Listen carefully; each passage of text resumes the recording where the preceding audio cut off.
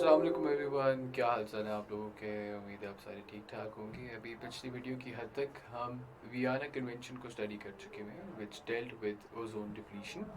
उसी कन्वेंशन का आगे जो प्रोटोकॉल है उसके बारे में हम जिक्र करेंगे। Very very important protocol, Montreal protocol, very famous, very successful by all means. और आज उसके बारे में थोड़ा सा पढ़ते हैं।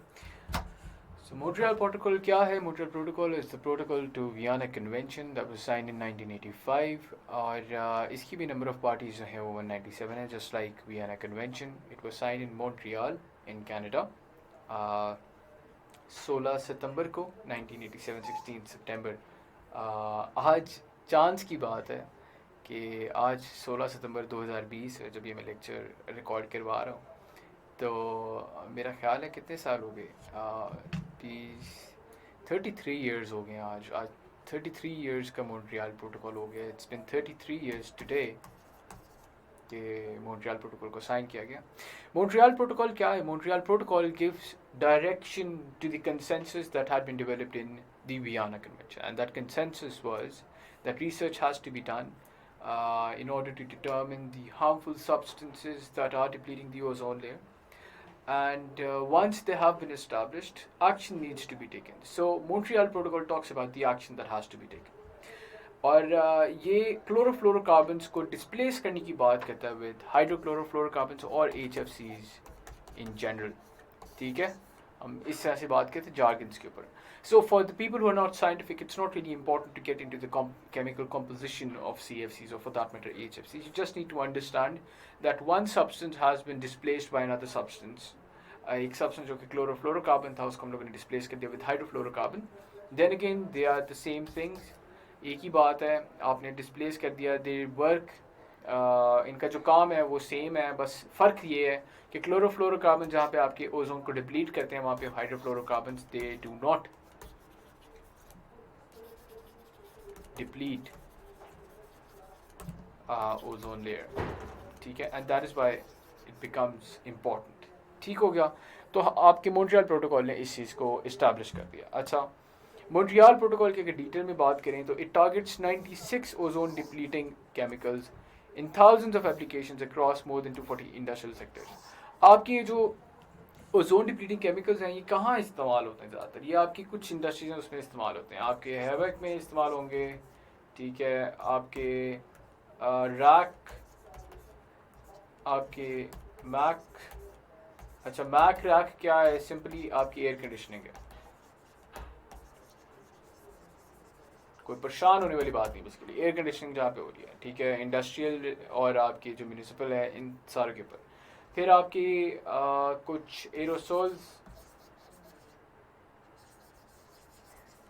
सही है, और इसके अलावा आपके कुछ पेंट्स होते हैं उनके अंदर भी आपको ये इस्तेमाल होता हुआ नज़र आता है। ठीक है, तो ये कुछ इंडस्ट्रीज़ हैं, आप लोगों ने नोट डाउन कर ली होंगी वर्बली जो मैं बातें कर रहा हूँ उनसे, क्योंकि देने की मेरी राइटिंग के लिए मैं माजरत ही कर सकता हूँ क्योंकि इससे ज़्यादा अच्छी राइटिंग मैं नहीं कर सकता। तो ये वो इंडस्ट्रीज़ हैं जिनकी बेसिस के ऊपर और जिनके अंदर ये 5 मेजर इंडस्ट्रीज़ हैं। इनके आगे सब इंडस्ट्रियल सेक्टर्स हैं जो कि कुल मिला के 240 इंडस्ट्रियल सेक्टर्स बन जाते थे। ये 5 मेजर इंडस्ट्रीज़ हैं, ठीक है, 4 to 5 मेजर इंडस्ट्रीज़ हैं। और इनके अंडर अगर आप जाएँ और इनको अगर आप फोकस करें, इनके अंदर जो एप्लीकेशंस हो रही थी उनके अंदर मॉन्ट्रियल प्रोटोकॉल ने suggestion the of displacing 96 ozone depleting chemicals with mainly HCFCs या HFCs। ठीक है, ये आपका मॉन्ट्रियल प्रोटोकॉल का काम था। फिर मॉन्ट्रियल प्रोटोकॉल की अगर बात करें तो मॉन्ट्रियल प्रोटोकॉल की सबसे पहले हम नीचे वाली चीज़ को पढ़ते हैं। कुल मिला के सिंस 1987 मॉन्ट्रियल प्रोटोकॉल में 6 अमेंडमेंट्स हो चुकी हैं जिनके बारे में मैं वियना कन्वेंशन में भी थोड़ा बहुत जिक्र कर चुका हूँ। रिसेंट इसकी जो अमेंडमेंट थी that was Kigali amendment that back in 2016। और अगर देखा जाए तो रिलेटिवली 90s के अंदर तो हर 2 से 3 साल बाद आपके यहाँ जो है अमेंडमेंट होती रही, और अमेंडमेंट होती थी with regards to the research that was being conducted. ठीक है, उस रिसर्च को एक यार्डस्टिक बनाते हुए अमेंडमेंट होती रही। आपके जो सब्सटेंसेस थे उनको जो है ओवरऑल विद टाइम डिस्प्लेस करने की बात करते हैं, जिस तरह से पता चलता आया कि ये सब्सटेंस भी हार्मफुल है, ये भी हार्मफुल है, ये भी हार्मफुल है, इस तरह से। और बतदरीज इसमें इस तरह से भी एक चेंज आई कि शुरुआत में वियना कन्वेंशन जो थी और मॉन्ट्रियल प्रोटोकॉल जो था, इसका असूली तौर पे मकसद ये था कि ओजोन डिप्लीशन को रोकना है। हाउएवर आजकल के तनाज़र में अगर देखा जाए तो अगर आप रिसेंट इसकी किगाली अमेंडमेंट की बात करें, जिसके ऊपर मैंने अगला पूरा एक वीडियो रखी हुई है, तो अब मॉन्ट्रियल प्रोटोकॉल को क्लाइमेट चेंज के पस मंज़र के अंदर भी देखा जाता है। इसलिए आपका मॉन्ट्रियल प्रोटोकॉल बड़ा इंपॉर्टेंट हो जाता है और बाय एक्सटेंशन आपको वियना कन्वेंशन भी इंपॉर्टेंट हो जाती है, इसलिए पेपर में भी सवाल किया जाता है। ठीक है, और ये बाय द वे एक ऐसा एस्पेक्ट है जिसके ऊपर आपको किताबों के अंदर भी नहीं मिलेगा, यूजली आपको बुक्स के अंदर ये चीज़ें नहीं मिलेंगी जो मैं आपको इस बारे में बताऊंगा। ठीक है, तो ये बड़ा इंपॉर्टेंट है, इसे जहन नशीन करिएगा इसको तरीके से और सुनिएगा भी गौर से।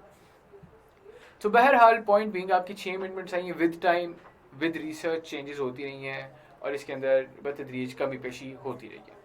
2016 में Montreal protocol also became responsible for setting binding progressive phase down obligations for 18 main hydrofluorocarbons. अच्छा, ये 2016 में अगर आप देखें कि काली अमेंडमेंट आई है और आपके HFCs which started off as a solution to ozone depletion, they are now being displaced because HFCs के रिप्रिकॉशंस हैं क्लाइमेट चेंज से रिलेटेड और इसलिए अब उनको भी रिप्लेस किया जा रहा है। सो बताने का मकसद इन दोनों पॉइंट्स के थ्रू ये है कि Montreal protocol and Vienna convention is a progressive idea in the sense that it is progressing with time and in accordance with the changes that are being considered, that are being recognized, changes in the form of climate change। ठीक है, तो उन चीज़ों को मद्देनजर रखते हुए आपके यहाँ मॉन्ट्रियल प्रोटोकॉल में भी और बाय एक्सटेंशन वियना कन्वेंशन का जो फलसफा था उसके अंदर भी बतदरीज इजाफा होते हुए आपको नजर आता है।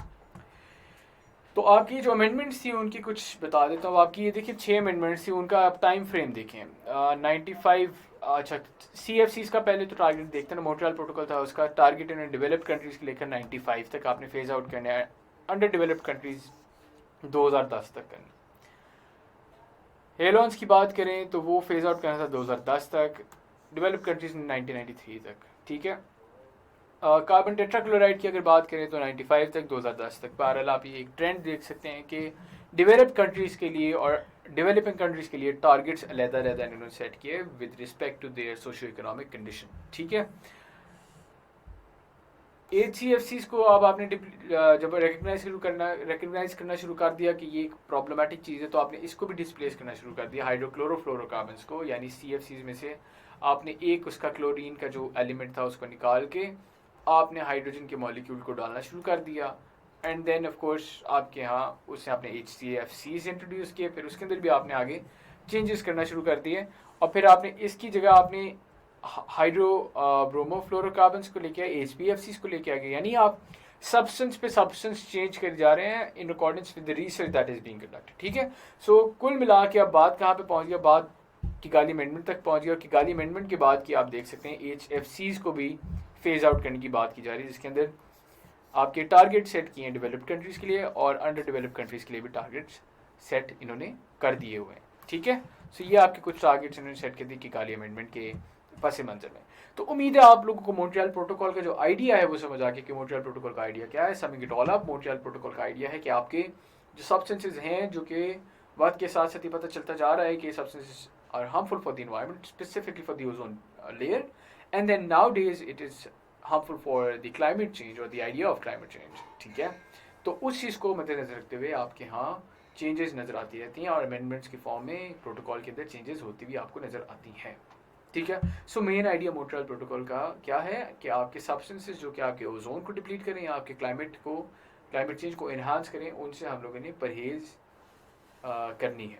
ठीक है, तो ये आपका आइडिया है मॉन्ट्रियल प्रोटोकॉल का। एंड इसकी जो फाउंडेशन है then again it is the Vienna convention, जिसके अंदर कंसेंसस हुआ इस चीज़ के ऊपर कि we have to phase out substances that deplete the ozone layer. तो उम्मीद है कि आपको ये बातें समझ आ गई होंगी और इसी के साथ फिर मैं अगली वीडियो के अंदर अब आपको किगाली अमेंडमेंट के बारे में बताता हूँ। उम्मीद है कि आपको ये बातें समझ आ गई होंगी। आपसे अब अगली वीडियो में मुलाकात होती है। बहुत बहुत शुक्रिया।